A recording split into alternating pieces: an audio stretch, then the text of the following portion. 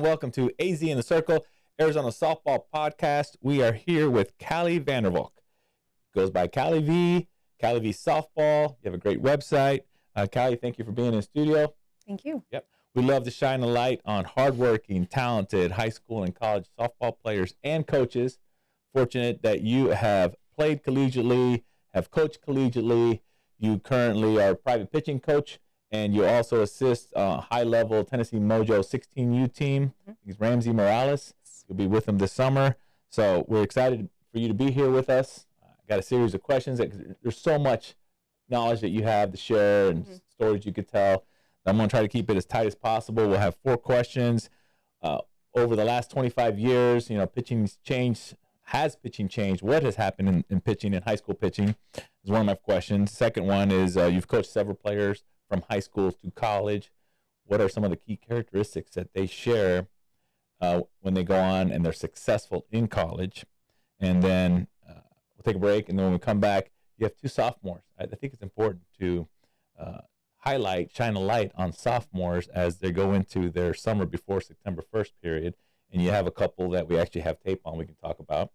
And then, what do you love most about softball? The last question, what do you love most about softball? And why do you keep coming back to it? You're passionate about it, and you really passed it forward with all your experience. So, ready? Sweet. All right, here we go. So, Kally, like I said, you've coached over 25 years here in the Valley. That's a quarter of a century.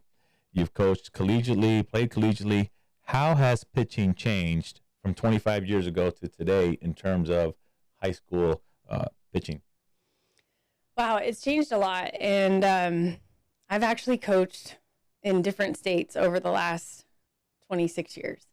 So growing up in Kansas, very different from like Arizona type ball, right? Even New Mexico ball. But as far as the change, obviously the ball, we played with white ones. Yeah, we played with white ones. We also wore shorts and wore sliding pads on our knees. But almost like volleyball players. Yeah.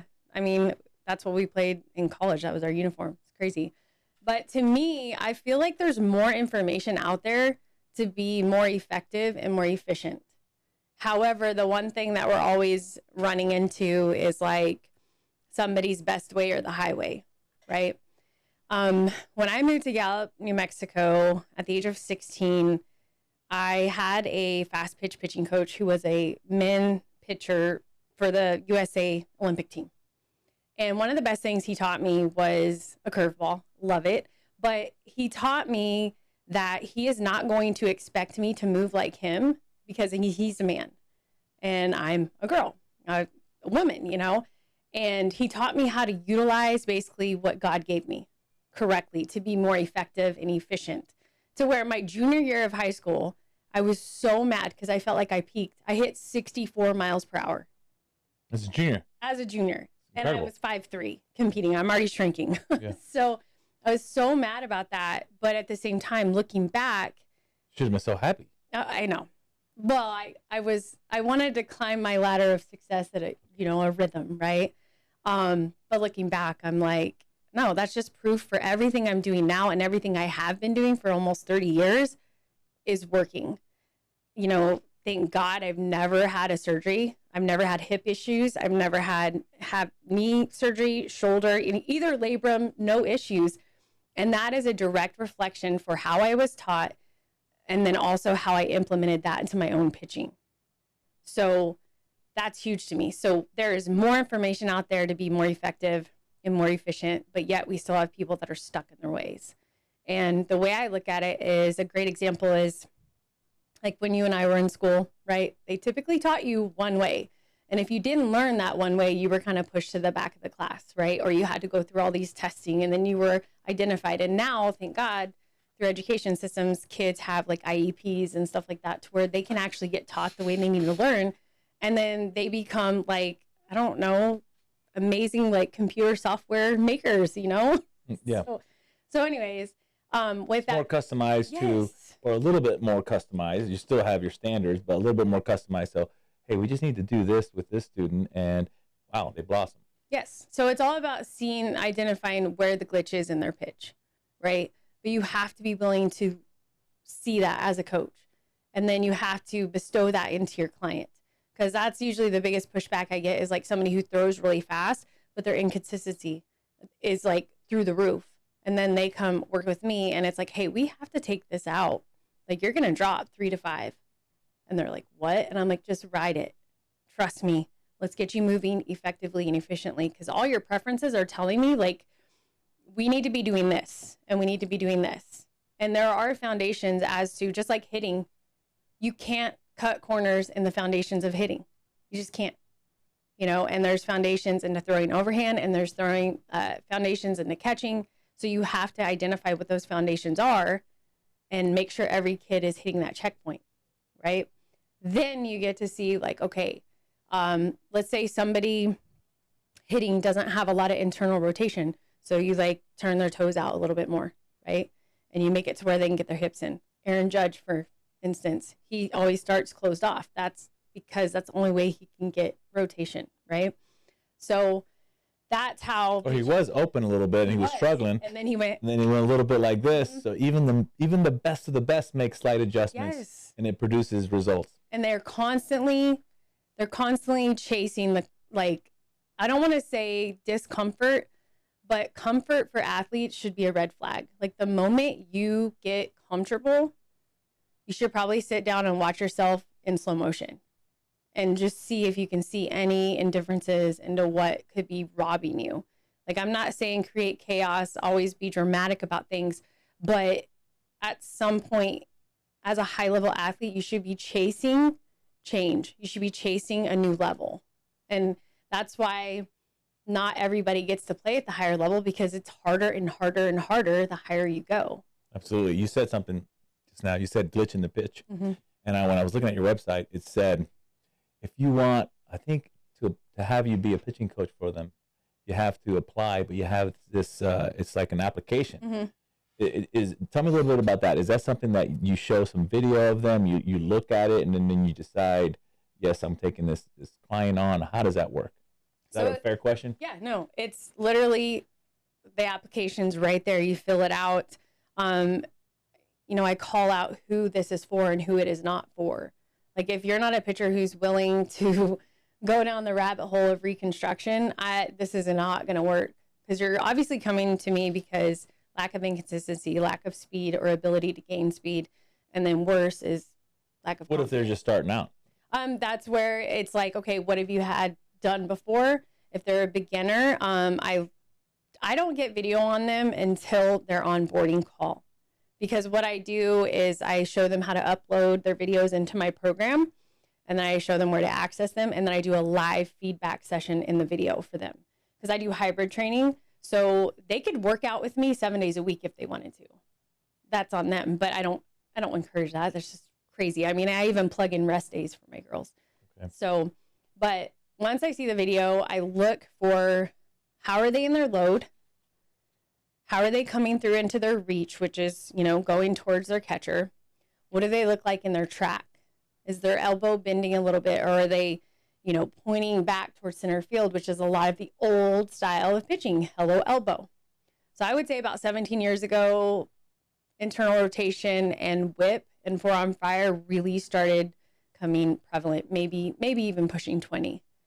But there was a lot more hello elbow back in the day, and that's a push pitch. So that's where you see a lot more damage into the shoulder, less lower half usage. And when I started to realize how much I needed to utilize my body, I really feel like that's how I was able to hit 64 as a junior in high school. Using everything. Everything. It's almost like a shot put or the javelin or the discus. And I was really good at that in junior high. Okay, you transfer all as you try to use all your energy and athleticism to transfer all that energy into that implement. Mm-hmm. It happens to be the softball. Yeah. So it all transfers. Yeah. So I'll look for the reach, the track, and then I look at how they're driving. So one thing I always reference the girls is, what does your drag mark look like? Does it look like a banana, or does it go boom? And I'm like, okay, well, you just left that much energy on the table. So I don't believe in leaping, even though leaping is legal. I don't believe in it. I don't believe in crow hopping, even though dudes do it in fast pitch. That's fine for them, but they don't have babies. Our spinal column is completely different. They're different than us? Yeah. I mean, crazy, right? They're different than women? Yeah, it's crazy. So I don't believe in those things. And here's another good one. I'll ask you this because I feel like you have a good hitter's brain. So as we're teaching kids how to hit, right? When do we ever teach them to lift their drive foot up and bring their drive foot back down? Never. You teach them to stride, but that energy that they're receiving on their drive side comes from the ground. So the more you push ground force into the ground, the more energy you're going to receive, which is going to give you more front side resistance. So you are able to get internal rotation, the same thing that you're getting with pitching. So when I have girls that come to me and let's say out of the gate, I'm like, are you a leaper? And they're like, yeah, okay, I'm not going to be able to help you. I don't teach it. I don't believe in it. I know it works for pitchers of all sizes, right? But if they come to me and they want to stop being a leaper, we can fix it. Like, it gets fixed. But I teach them how to stay in contact with the ground, how to drag laces down. We use like power phrases like drag foot to foot or knee to knee or drive thigh to target, to get them to understand you don't want your leg disappearing behind you and then coming back. So that's great. It's I think I need to take a physics class to understand some of that language there. But the idea is you got fundamentals and you stick to them. And it looks like what you've said, how pitching has evolved. It's maybe a little less, it's more healthier for the girls. 100%. Yep. Yes. And then what about when it went from 40 feet to 43 feet? Did that give you an opportunity for pitchers to have more movement on the ball? Because I think the ball moves in the last 3 feet or something. Mm-hmm. How did you see that affect the high school game? More movement for sure. I was so grateful when they took the pitchers to where, you could start with your foot back, because when I threw, both feet had to be in contact with the mound. So the moment they released that, I was like, thank God, this is going to help so many girls get more energy. But then new problems started to arise. Like, the further back you start with your load foot, the further forward you have to go. And you should not be striding anymore longer than you are tall. That's how you're striding within your body's ability to be strong. The moment you outstride that, that's when you start introducing injuries. Okay. So ball movement, I would say, I think the changeup got better. I really do. I think girls are starting to buy in more, especially like in the last 5 to 7 years. They're buying into that lower changeup. That best place to screw the pitch up is in the dirt. Why? Because your catcher can block it and the batter can't get a hold of it, right? If it's over your catcher's head, somebody scores or runners advance. If it goes too high, it's Merry Christmas, Happy New Year, Yeah. So getting girls to understand to keep the ball low on their changeups and having that further distance, I think that definitely empowers them to have more control in that. But they have to mentally buy into it, because if you don't have it here, you're not going to physically get it. Gotcha. Right? So. All right. That's a lot of good stuff. Thanks. That's good. I want to see that on repeat over and over. The young pitchers should too. Yes. Okay. Now, you've coached several players from high school to the next level, college, whatever level you go to. It's unbelievable to get to the next level. What has been the top characteristics of the players that go on and are successful in college? Out of the gate, work ethic. Work ethic is always going to be the divider for anybody to go on and play at a higher level. The ability to be humble, to know that was on me. Those are two big things, because whenever I do talk to my girls, like, and I'm coaching them through the aspect of getting a home run hit off of them, and I'm like, okay, well, did you know when it came out of your hand? Yep. Or the moment they know, because I always tell them, I'm like, here's the thing. If you say the ball's coming back at you, guess what? It's coming back at you. Like, you've already put it out there. If you get nervous and you let any negativity slip into that full count and she hits a bomb off of you, whose fault is that? Mine, coach. Why? Because I let the negative thought come in. But the moment, so let's say they take it positive, and the moment the bomb gets hit, they lose with so much more humility in that moment versus, oh my gosh, I'm such a failure, I'm going to quit pitching. You know what I mean? So there's two ways to lose. So that was another one I was thinking about as I read the questions. I was like, college coaches want athletes who, again, know how to train athletically, but they also want girls who know what it takes to win. And in order to know how to win, you have to know how to lose, because a loss is a learn. That's all it is. Yep. You learn from it. It's feedback. You go on, you win. Yep. You rinse and repeat, and you do it again. Yep. And that's a good thing for pitchers to know, is that hitters in college, maybe in high school, they're going to want to know, what does she pitch with runners on base and it's a full count? Mm-hmm. What does that pitcher go to? Because whatever that pitcher throws, that's probably what I'm going to see in that same situation. Mm-hmm. So they have to be prepared. So there's a lot of give and play strategy going on. 100%. So those hitters already know it's full count. She's probably throwing this pitch. So the pitcher also probably knows that. So it's a big head-to-head will. Who's going to win it? And no one wins every single battle. So no, and they have to be okay with that. But one of the biggest exercises I like to do with the girls, because I'm trying to think, I don't work with any POs.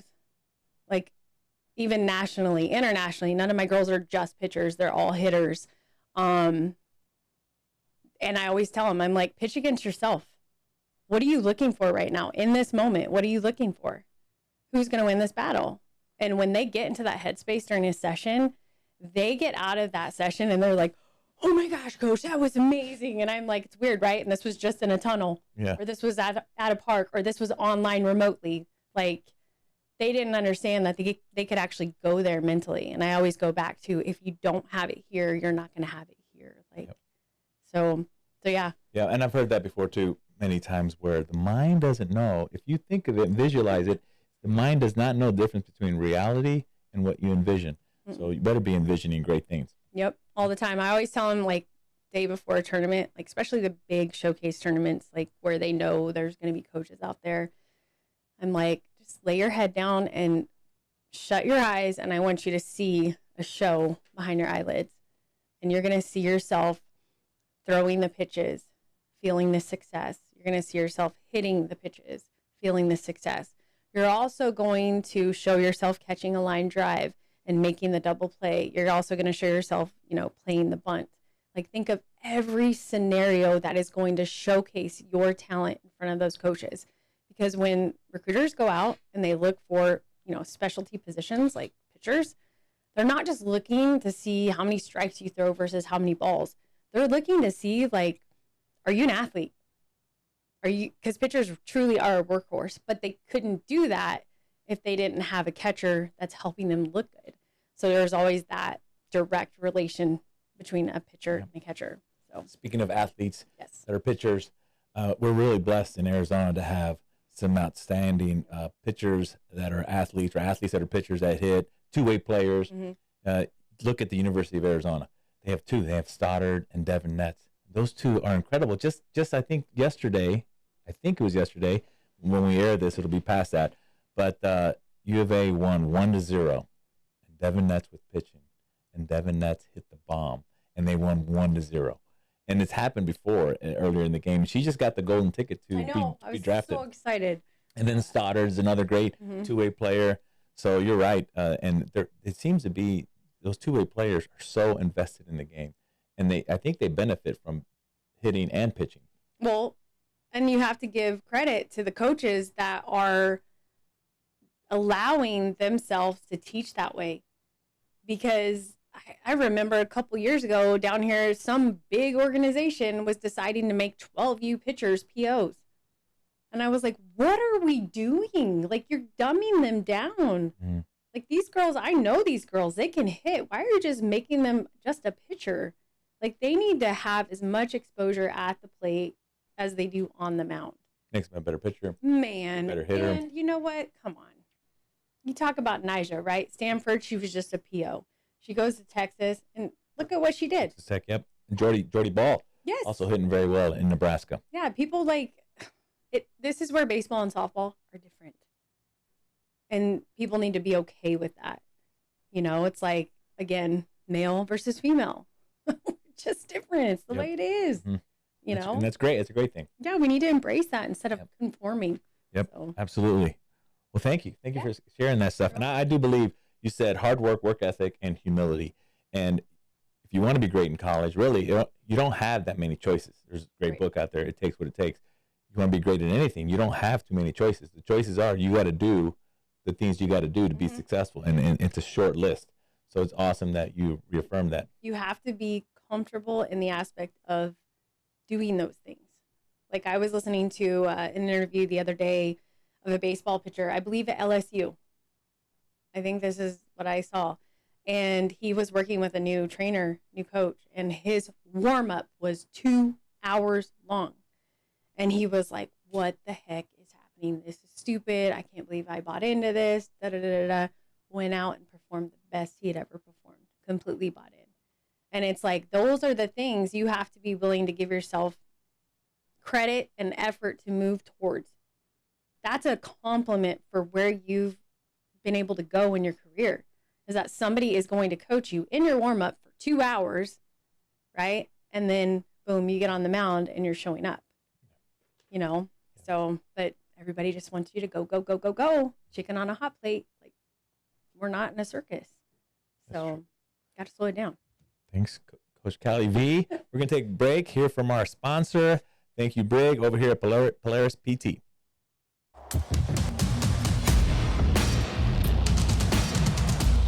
At Polaris PT and Wellness, we believe that movement is medicine. We believe that as an athlete, you should be performing at the highest level. And so we deliver performance-driven solutions to get you back out onto the field faster. So give us a call at 480-808-4995 or reach out to us through our website, www.polarisptphx.com, where movement is medicine. And we are back. Thank you, Brig, with Polaris PT, for all you do, for not only our show, but for getting the student athletes back in shape and back on the playing field as soon as possible. Okay, so 2 more questions. This time of year, as I was talking about before, it's a great time, high school season, just a few games left on Monday for some teams. Some teams have already finished. The seeding happens and the playing games start next week. And then college, they start their conference championships. And then, but on the back end of that, after the World Series, we got college recruiting, and the club softball world picks up again. It's a big summer for the 2027s coming up, and we shoot to have a few of them on the show if we can. In your case, we selected you have 2 pitchers that we're going to highlight, 2 2027 pitchers, so that we can give them a little bit of exposure here, shine a light on them, and help them, because come September 1st, that period, that recruiting phase, it's an important phase when they can actually be contacted in the fall by college coaches. Maybe maybe we put them on the radar. So I want to talk about 2 of your sophomores that we discussed. The first one is McKenna Quapich. She's a sophomore at CDO, Canyon de Laurel, down in Tucson, who currently is ranked 15th in the country. That's a great team. And tell us a little bit about her before we show the film. So McKenna is a fully remote client. We've never actually worked in person. And prior to working with me, she was working with Taylor McQuillan. And Taylor had to go off and play pro ball, you know. But her recruiter is Jen Turner with College Athlete Advantage. And Jen had contacted me saying, hey, heads up, I've sent somebody for you. They're going to be contacting you. And we sat down, did the initial call. And McKenna came to me as a kid who grew really fast one summer. Like, she's predicted to be 6'2". She's already 6 foot. I think when she started working with me, she was 5'9". And she's only been with me now for a total of 6 months. So within the first 5 months, she went from 53 miles per hour to 59 miles per hour. And the biggest thing for her was the mental training in the bullpen. She had never experienced writing things down, what she was feeling, how she made the adjustment. And then she was able to take that and put it on the mound in a game. And it just completely opened a whole nother door in her brain. So she has so much discipline for this game, for the position, like the responsibility, she wears it. And so much so that we do a lot of mental training as well, because she's one of those ones that I would say, if I had to look at and like flag as like high risk to possibly make herself all about softball, I would put her on that, you know, and not because it's something she would do. It's kind of society. Like they're like, oh, dang, she's going to be 6'2". Like she's all about softball, right? She is softball. So we really talk about McKenna, the person, right? How was your day? How are you handling adversity? How are you handling your good moments? And it's crazy. Within 6 months, this girl has just grown so much as an athlete, as a person. It's also taught her mom so much more about what McKenna wants and what McKenna is willing to do to get it. So she also hits as well. That's so, great. I know, like we were talking earlier, having the, it's good that she's down in Tucson. She gets to see Stoddard and Nets making it happen. Yeah, I mean, she went to prospect camps, U of A, GCU. She went to one in Utah, and she really liked U of A. She really liked Conrad, the way he spoke into the girls and even spoken to her. And, you know, him saying, you know, what's your favorite pitch? And she's like, the drop ball. And then she throws it, and he's like, oh, now I can see why. And I said, that's huge, because right there in that moment, you may have spent an hour with him, but he's going to remember that moment, right? Any pitching coach. And then at GCU, she walked away from that prospect camp, you know, knowing that Coach Frakes liked her, Coach Hayes liked it. So it's like the seeds are being planted for her. So I look for McKenna to probably stay in state. If not in state, she'll go, you know, in the Four Corners area. But I don't see her playing at any lower level than D1. Like she just, like I said, the discipline and the desire to withhold the responsibility of what it takes to be a pitcher emotionally, mentally, and physically, she embodies that. So great. Yeah. Well, we know that the eye in the sky does not lie. So let's roll tape and we'll talk through some of these. I think we got 4 pitches set up. Here we go. Throws the high heat there. Yeah. Which that's been a goal this season. And if I was a hitter, I'd probably think, man, she's going to throw me a changeup? Nah, she's going to go again with the high heat.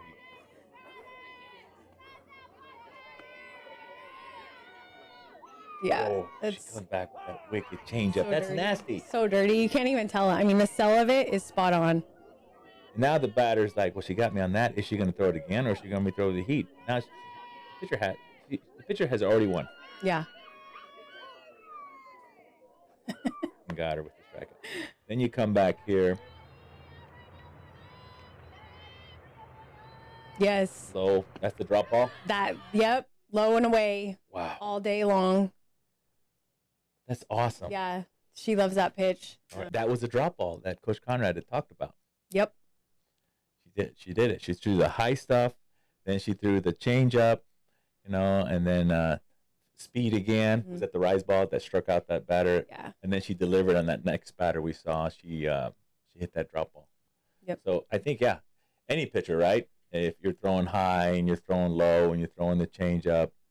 Well, at the end of the day, your job as a pitcher isn't to throw strikes. Your job as a pitcher is to keep a batter off balance. That video right there just displayed that. Mm-hmm. That poor batter didn't know what hit her. Yep. You know, and the way I train my girls is anytime you get in a 2-2 count, it's already full. Don't wait for it to be a full count or a full count in the book. Like claim it in your mind first and shut it down, right? So McKenna, that is one of the things that she has worked on is getting that first strike percentage. She wants that because then it's like she sets the table. Oh yeah, I've seen the statistics on, and even in any level, you see the statistics. What's the first pitch strike percentage? You know, what is it? Oh, it's this much. 63% of pitches are first strikes. Mm-hmm. Okay, now first pitch strike that ends up in an out, it's like 70-80% of the time. If you get that first strike, chances are that batter is getting out. Because mentally, guess what you just did in that batter's head? You just crept in. Yep. You're like, hi, I'm here. Yeah. But at the same time, the pitchers, if you're a two-way player, then you know that. Yes. So then you see that. Yeah. Yes, yeah, and then yeah. you see it like Nats we talked about Stoddard. The red sword and the blue sword. That's what's happening. Yeah. Like that vision you said where you pitch against yourself. Yep. So you know that those pitchers that are batters, that are hitters, they're looking for their pitch on that first pitch because they're thinking, okay, she might throw me a strike that maybe I don't like, but what if she throws the strike that I do love? And I know that's going to be the best pitch I see the whole at bat. So yeah, I love that chess. I want to add to this. So you know how like you're watching as a player, you're watching other teams warm up. You should listen too. And if you hear them say like, I really hope she doesn't throw a changeup because I hate changeups, like that is back pocket moment. Like you put that in your back pocket because you're going to be like, okay, I'm throwing a changeup for strike. Like I'm going to get you looking at a changeup down the pipe and I'm going to get a first strike on you. So like McKenna, like she's one of those girls that first strike changeup, not a problem. She's like, hi, I'm here. Yeah. Nice to meet you. My name's McKenna. That was at ASU game this year, and Julianne Tipton, one of her freshman pitchers, threw a changeup, strike, and then the batter's like, oh, big deal, it's one strike. The next pitch, changeup, strike. So now the batter's like, oh man, now I got it. Now you have to swing at the changeup if it comes in. Yes. You know, she threw the changeup, you know, didn't time it up right because she hadn't swung at any of them, and 3 pitches, 3 changes. I want to bring this up. I'm going to grab my phone. I want to bring this post. So Ariel Thompson, she's at UTEP, right? She coaches at UTEP. Last year she was a pitcher. Yeah, and she's also had a fantastic memory in the regional against UCLA a couple years ago. She beat UCLA. Yes, and that was a rise ball. That was a rise ball. That was so good. Oh my gosh, and she said she knew it. And I actually have that on one of the things I do with my pitchers is I bring in guest speakers, and she was a guest speaker like literally the week before she took the job at UTEP. And she brought that moment up and she said, I knew it. And everything I did in that pitch, that was it. Like we were going to win that game. I just didn't know how, but everything in me said, do your best right now. And boom. She did. So I have to bring this up. So there is a pitcher at UTEP who, she played at Chandler High. She also played at South Mountain. She came to South Mountain the year after I was there. So I was like, dang it, I missed her. And I made this post about Mata. This is the reason why she went from Chandler to South Mountain to UTEP. You know what? Shout out to Mata because she was a bullpen catcher at ASU. And if anybody thinks that they can't do anything as a bullpen catcher, you guys need to like look up Brittany Mata and see what she has done for this game. And she taught me so much about calling pitches. Like Mata would be like, throw it at her knees. And I'd be like, how? Why are you telling them that? She's like, Kally, they're not going to hit their knees, but it already gets right here in the batter. So I'm just like, you are insane. But I loved it. Like, it was so much fun just sitting there listening to her talk and call pitches because there is like, how would you say, a facade around like catching coaches can't call pitches. No, they can. Like I never understood that. Yeah, I'm so new to the game that I would just think a catcher just by the position they're in and the hitters they see that they would easily be able to call a game. All right, we found the clip, and here we go. Okay.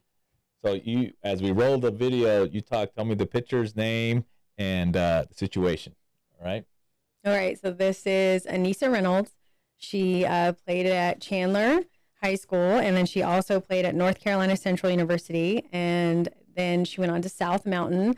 And I believe this is where Mata came into her life because then we find her at UTEP. And then we find her today, this year, going against Najee Kennedy. Yes. $1 million woman, making $1 million for Texas Tech. That's awesome. Yeah. Okay, so here we go. Explain what we see here. It's the 3 changeups, correct? Correct. That we were talking a little bit earlier in the show. Okay. 51-mile-an-hour changeup. Kennedy, the Love it. from Stanford. So much trust right now. And faith, throw that changeup. And then I wonder who calls this. Is the coach that calls this? Let's screw it. Let's go for it. Or is it the... go with Coach Ariel Thompson called it. Yeah. To fool the Miners top hitter. Yeah. Now the 0-2. Another 50-mile-an-hour changeup. And Anissa Reynolds strikes out 90. Like, that right there takes trusting your training to a brand new level. Like, when I shared that on my social media, it was the message of you can't just expect that to just show up. Like, that was probably one of the most high pressure situations that she's ever going to be in. Like you built it up, like Nyjah. Like, oh my gosh. And well, if you think about it, if Coach Ariel, right, okay, who 2 years before had beaten UCLA yes, on a rise ball, right? Yes. So in that moment as a player, You feel the emotion, you feel the adrenaline, you get the crowd, the team, you love it, right?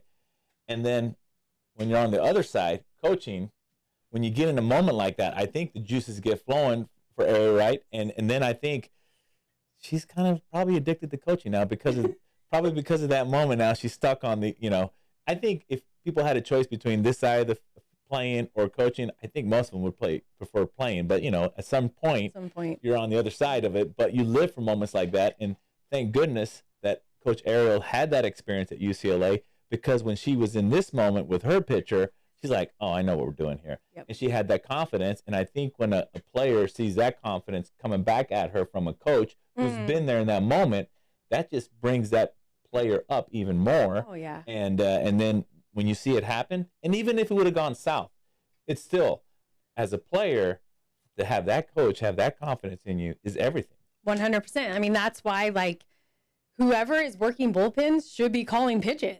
Like, you cannot separate that, because you're building in that bullpen, you're building the trust in their training. And like you said, the experience of actually pitching in a moment like that, like, I really believe, like, that's what makes me important to a lot of coaches, to have somebody like me on their staff, because I did play at the high level. I do understand the concept of pressure. And now that I'm on the other side of it, my biggest goal is to, like, get those girls to understand, like, yeah, I may be in the dugout sitting on a little chair or a bucket calling pitches, but I'm kind of right there with you. That was awesome. That's McKenna Quapich. So I'm wishing her a great summer. And we love to have her share her recruiting journey on the back end of it when she commits. So ask her if she'd like to be on our show. We'd love to have her. I would love that. She's actually out in Dallas right now, trying out for the big U-Trip team. Oh, that's yeah. good. She caught a flight this morning from Tucson, and actually today she's off. Tomorrow she's trying out. So I'm super excited for this kid. Good. And then the second pitcher we're going to talk about, her name is Mackenzie Latvajo. She's a pitcher for Xavier Prep, who Xavier Prep, by the way, is a great team. I think in the last 4 years, they've won the state championship 3 times. I'm pretty sure. They just won it last year, so they're defending their state championship. And she is a sophomore there, correct? And then she plays for her club team. She plays for Storm Mendez. And this is another one that also hits, right? Matter of fact, I think last year in the playoffs, she had a 2-run bomb versus Pinnacle to keep their team alive and send them into either the semifinals or I think maybe the state championship. And she was a freshman. And she was, okay, she's a freshman. I love it during high school ball when those freshmen hit the bombs.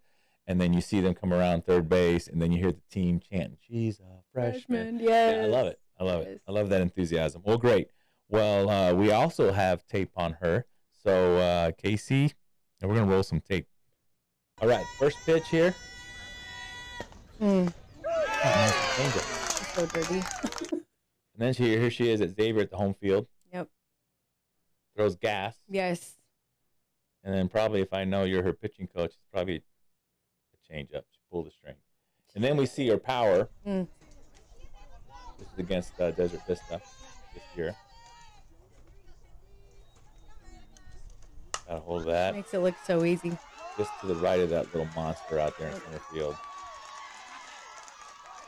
So good. So she's also another pitcher that hits. And she also told you that she feels like it benefits her pitching and hitting. She is definitely one of my pitchers that eats on that mental concept of pitching against herself. She loves it. She thrives. Like, you almost see a physical transformation in the way she holds herself. And we're literally in a tunnel pitching.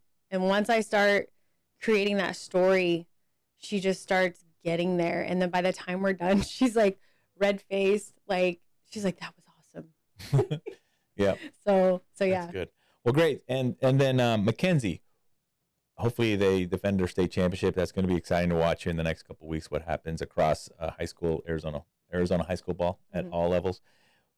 What's her summer looking like? She's on Storm Mendez, Coach Jamie Mendez, who by the way has a really good team. Yes. What's their schedule look like this summer? I don't know the exact dates, but it's a lot like what McKenna's is going to look like. They're hitting particular showcases to showcase their talent. Okay. And Jamie has a very talented team. And shout out to Jamie for being able to coach multiple talented players, because not a lot of coaches can do that. And the team that she has made out of those girls, it's a family. Like Mackenzie shared with me how nervous she was to go try out for them. And she said that first initial tryout, like she just felt peaceful. And that just speaks volumes for the coach. So that's good. Yeah. I know they have a great catcher in Brooklyn Parks there. That I'm wishing her a great summer as well. And then, okay, we talked about, so that's Mackenzie's summer with Coach Jamie at Storm Mendez. What about, we didn't get a chance to talk about McKenna. McKenna Qualpich's summer is looking like she's going to be part of a very elite, top-tier Tennessee Mojo team, correct? Yes, correct. You know, that you'll be assisting with? Yes. Tell me about, what's that schedule look like for the summer? So they have, I don't even think she'll be able to attend the first one. It's the, they call it a tune-up tournament. That one is May 17th and 18th, I believe. I could be off by a day. They may still be in state, you know, since they are number 15 in the country. Yep. And then we have, obviously, Memorial Day, 24th, 25th, maybe the 26th. I believe that's out at Arizona Athletic Grounds.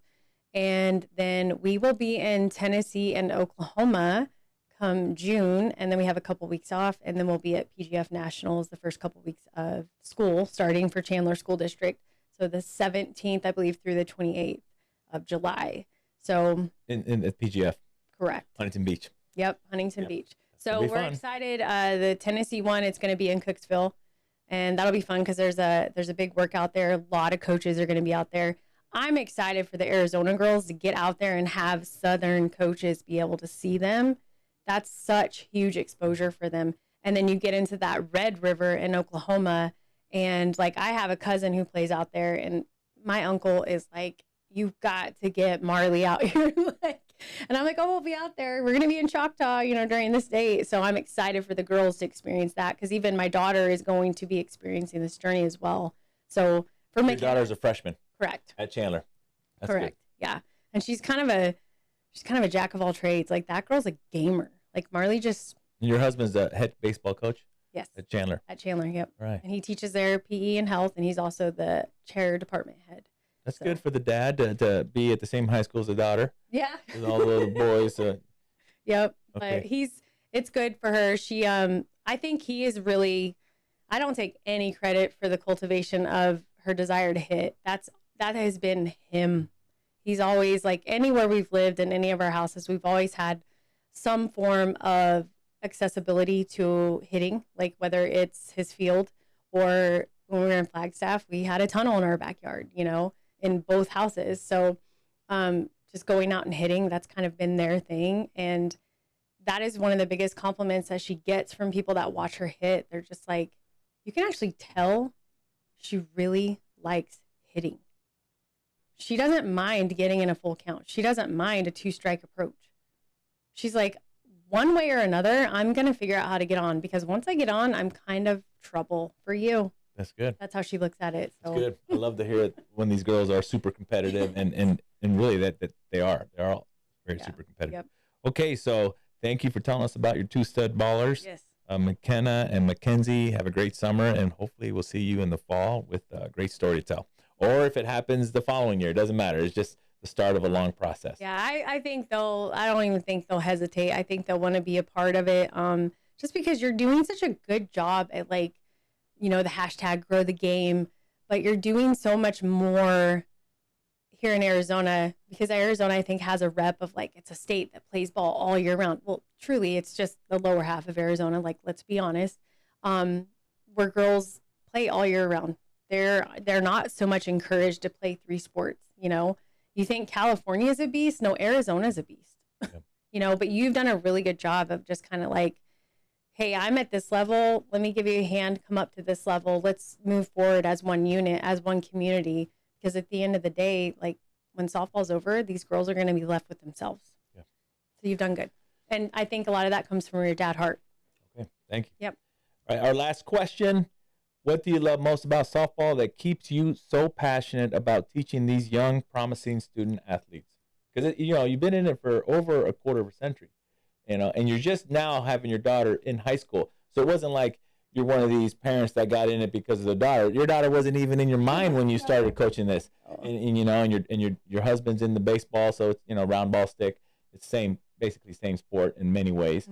So what has kept you, you know, that fire in your belly to keep helping out these girls and passing the good stuff down? Man, I'm going to go back to the foundation of just like, my mom was my first coach. She always made it very simple.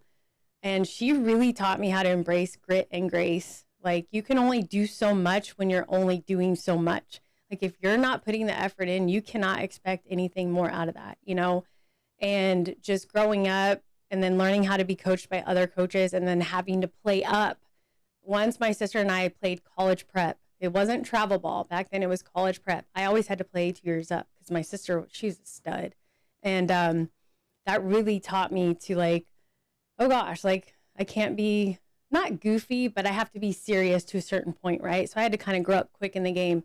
And then senior year, giving back, deciding to help coach and having a dad walk up to me and like hand me a $20 bill and ask me to work with his daughter. That's like really where everything started with Kally V softball.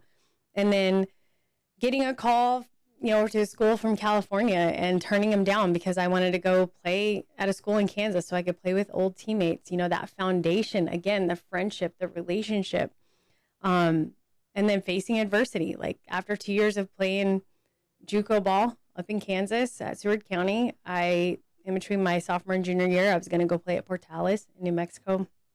And I threw a blood clot in my brain and literally almost died. And I was so mad because I couldn't finish playing softball. Like I was going to go play and didn't really know how to do life. And I really had to go back to the foundation because I got caught up in like everything. I walked in a room and it was like, what up, softball? Like that's how people knew me. And so again, softball has been, you know, I said this on Ashley Burkhart's podcast a couple years ago. It's a blueprint. Like to me, I look at it like the Bible. Like people are like, how do I live life? I'm like, read the Bible. And it's hard to read the Bible. I get that. But softball is very close to a lot of the stories in the Bible as far as adversity.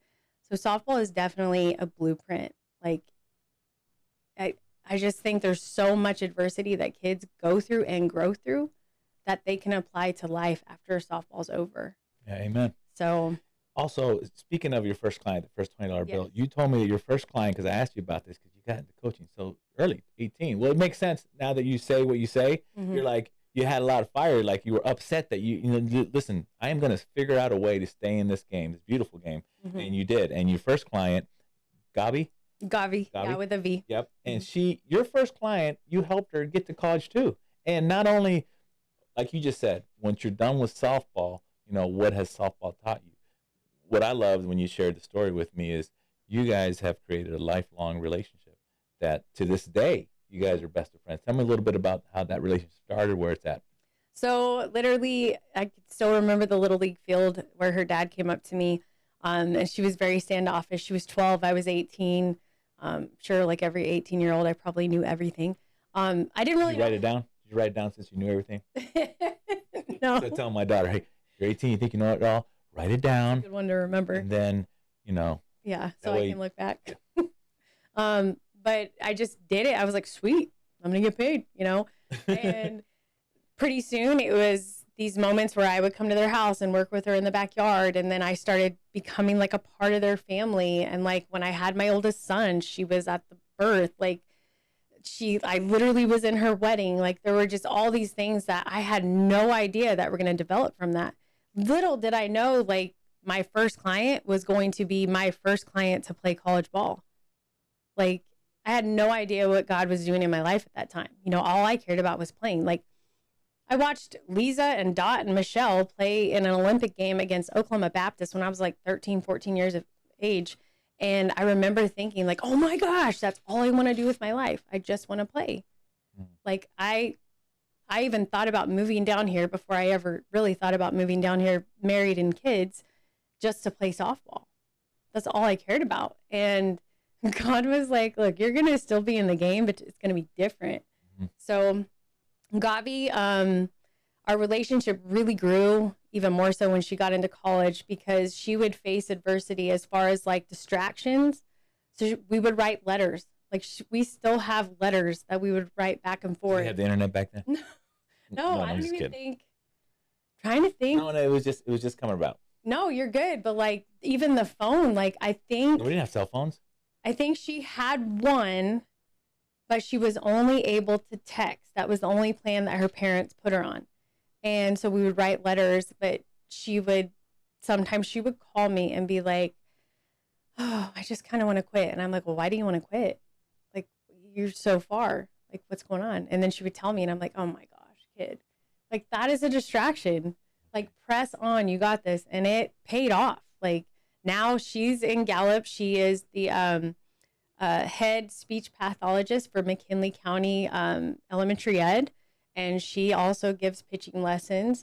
She actually coached at Gallup High for a year and took them the furthest they had been in state since 1983, I believe. Awesome. Yeah, and she's a game changer too. But my kids call her auntie, and her son calls me auntie. Like, we're family. She was just here a week and a half ago. So yeah, who would have thought that your first lesson, and then it would turn into this great relationship? Man. And it's just, we always joke. Our retirement plan is, we're going to build a barn dominium, and she's going to have one side, V and I will have one side, and we're going to have a facility in the middle. And that's the going out plan. Well, hey, Kally V, this has been great. Thank you for being part of the show, and thank you for what you do in the softball world. And thank you out there for listening. If you liked what you saw, please subscribe, please share. Follow us on YouTube at AZ in the Circle, on Instagram at AZ in the Circle, on X at AZ in the Circle, and TikTok. Sometimes I forget to post stuff there, but we post little videos there. So thank you for watching. I'm Javier with AZ in the Circle, Arizona Softball Podcast.